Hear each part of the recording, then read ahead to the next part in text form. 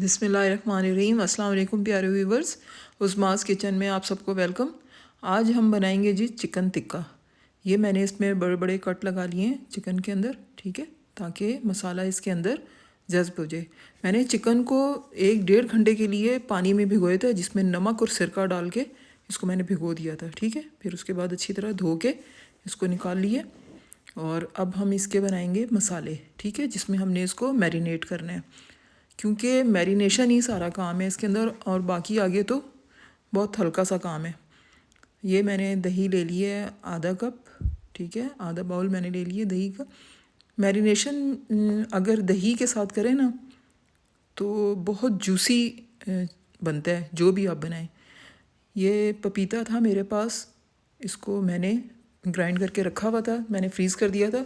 ये तकरीबन 2 चम्मच मैंने ले लिए हैं, ठीक है, बारीक पिसा हुआ है। ये गलाने का काम करेगा, क्योंकि ना हमने इसको डीप फ्राई करना है और ना ही हमने इसको स्टीम करना है। आप देखेंगे आगे में, मैं आपको इसलिए कहती हूँ कि मेरी रेसिपीज़ को स्किप ना किया करें, कोई ना कोई पॉइंट इसमें मिलता है। ये लहसुन और अदरक का पाउडर है मेरे पास, मैंने ये इसमें डाल दिया। अदरक आधा चम्मच और लहसुन 1 चम्मच। और बाकी मसालों में ये काली मिर्च आधा चम्मच और दड़ा मिर्च 1 चम्मच है बड़ा खाने का, ठीक है। धनिया पाउडर है आधा चम्मच, सुरख मिर्च आधा चम्मच और ये मैंने 1/4 चम्मच चाय का अजवाइन ले लिया है, ठीक है। और इसी तरह ही 1/4 मैंने ले लिया चाय का चम्मच हल्दी का।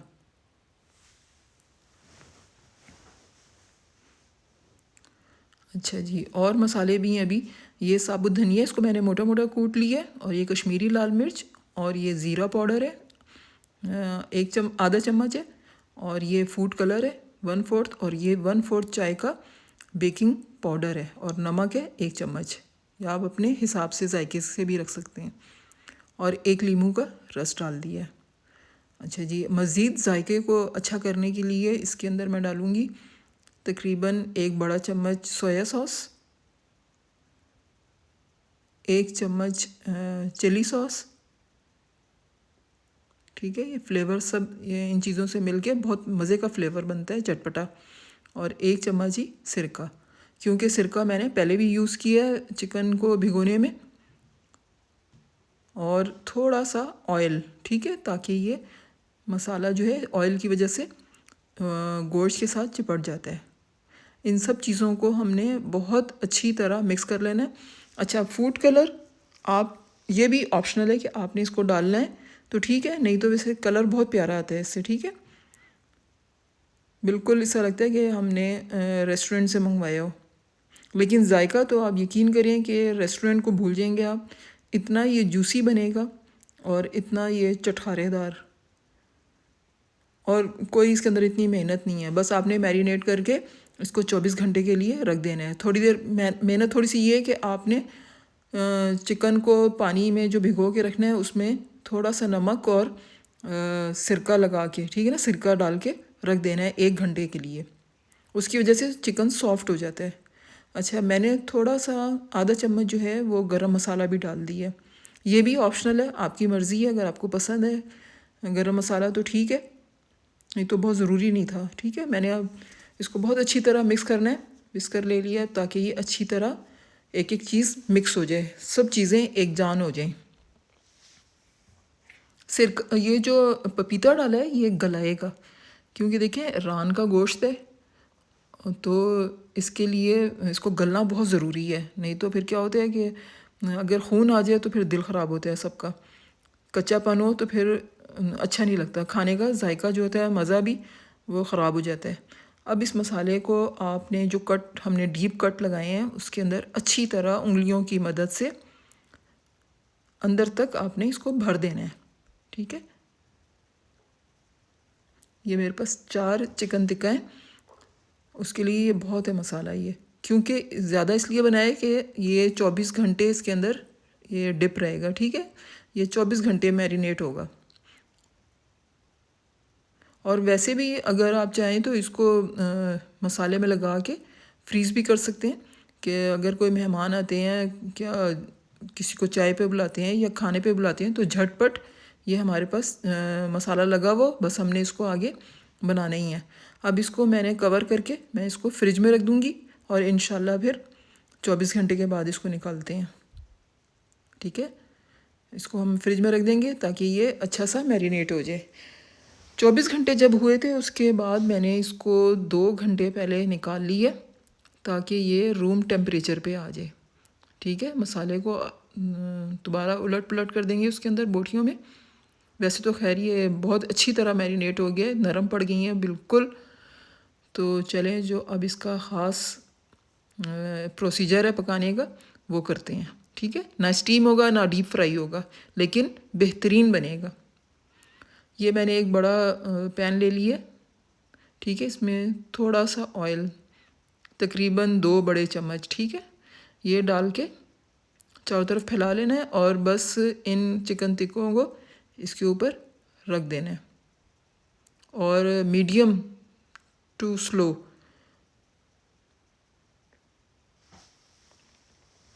क्योंकि हम अगर आंच पहले से ही तेज़ रखेंगे तो क्या होगा कि बाहर वाली जिल्द जो है वो सारी इसकी पक जाएगी और अंदर से ये कच्चा रह जाएगा।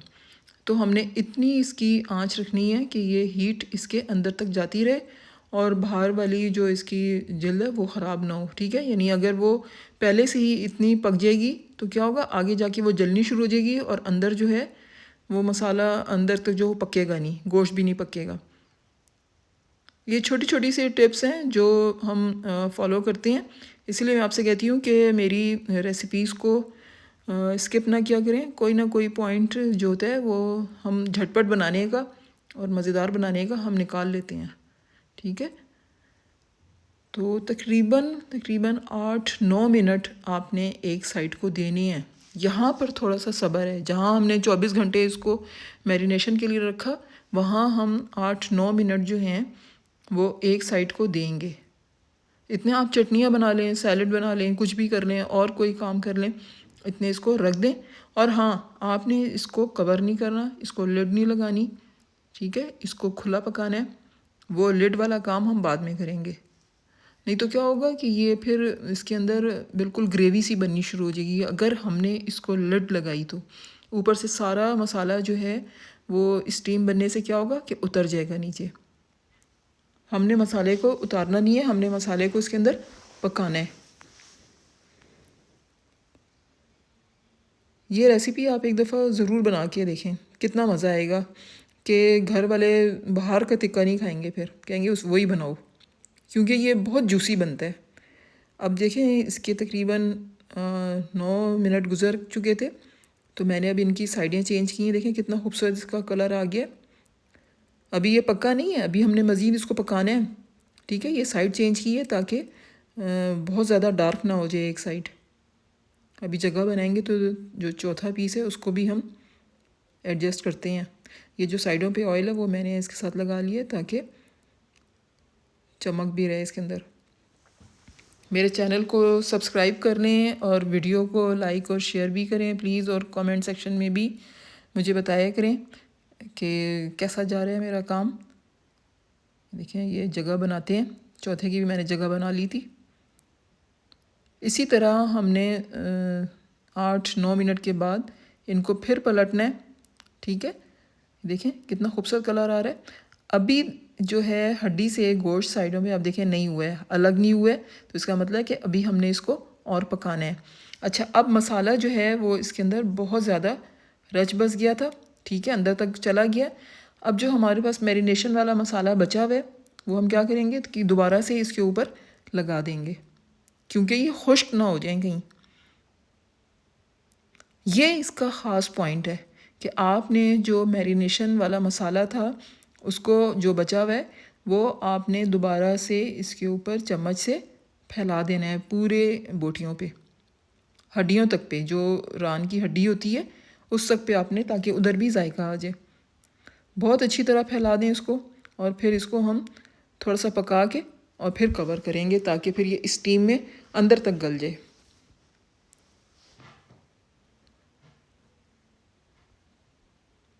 देखें, अब हमें कोई डर नहीं है कि जी ये ग्रेवी बनेगी, क्योंकि ये पक चुका है नीचे से काफ़ी मसाला इसका।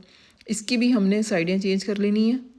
जब तक हमें जो हमारी डिज़ायर है कि जितना इसका कलर आना चाहिए उस वक्त तक हमने इसको पकाना है। और अगर आप चाहें तो इसके अंदर धुआं भी दे सकते हैं एक कोयले को रख के। मैं थोड़ी सी देर के लिए दूंगी इसके अंदर, ठीक है। थोड़ा सा हम कहते हैं कि अच्छी तरह और पक जाए, तो 5-6 मिनट हम इसके लिड लगा लेंगे और हल्की आंच पे, बिल्कुल मैंने हल्की आंच कर दी थी ताकि ये अब स्टीम में देखें कितनी ज़्यादा स्टीम निकली है कि ये इसमें और गल गया है। हड्डियाँ देखें अलग आपको अब नज़र आ रही हैं, रानों से, गोश्त से हड्डी अलग हुई हुई है। तो एक कोयले को मैंने गरम कर लिया था, सुलगा लिया था। थोड़ा सा ऑयल डाल के इसका हम स्मोक धुआं निकालेंगे ताकि वो थोड़ा थोड़ा इसके अंदर आ जाए। हमें ज़्यादा नहीं चाहिए, हमें थोड़ा ही चाहिए।